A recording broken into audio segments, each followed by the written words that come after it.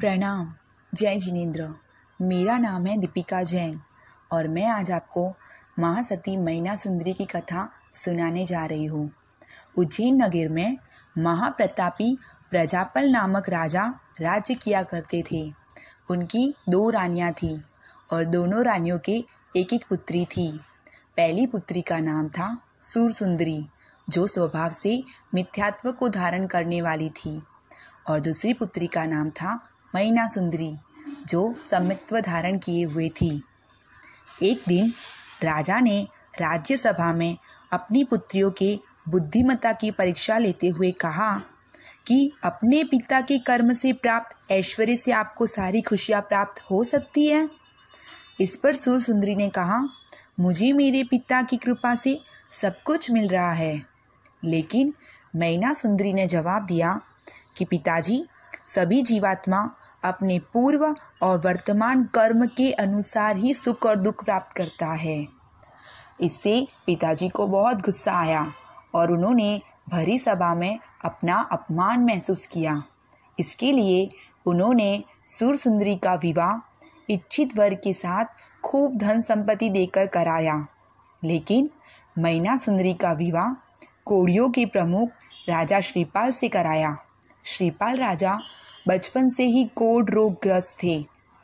विवाह की रात श्रीपाल राजा ने मैनासुंदरी से कहा कि तुम देवांगना हो, रूप की सुंदरी हो, लेकिन मेरा ये देह कोढ़ रोग से ग्रस्त है और तुम्हारे इस देह को खराब कर देगा। लेकिन मैनासुंदरी ने कहा कि मैं अपने पति धर्म को अच्छे से निभाऊंगी, अपने पत्नी धर्म को अच्छे से निभाऊंगी। जिस तरह सूर्य पश्चिम दिशा में नहीं उग सकता, उसी तरह मैं अपने पति धर्म को से मुंह नहीं मोड़ सकती हूँ। विवाह के बाद प्रातःकाल मैनासुंदरी ने अपने पति से कहा, हे प्राणेश, चलो अपने भगवान आदिनाथ के मंदिर जाकर दर्शन करते हैं। उनके दर्शन से सारे कष्ट दूर हो जाते हैं। पूजा के बाद मैनासुंदरी ने अपने पतिदेव से कहा, स्वामी, पास ही प्रोत्साहशाला में गुरु भगवान विराजमान हैं, उनके देशना का श्रवण करते हैं। मैनासुंदरी ने गुरु भगवान से विनंती करते हुए कहा कि हे गुरुदेव, अपने आगम शास्त्र में देखकर कोई उपाय बताइए जिससे आपके इस श्रावक का कोढ़ रोग दूर हो जाए। तब गुरुदेव ने आगम शास्त्र देखकर मैना को कहा, श्री सिद्ध चक्र जी के पट की स्थापना कर 9 पद की पूजा कर ध्यान और पूजन करे। यह तप आसुर शुक्ल सप्तमी को आरंभ कर इस तरह चैत्र शुक्ल सप्तमी तक कुल 4.5 वर्ष तक आराधना कपट, माया, दंभ रहित शुद्ध भक्ति भाव से करे।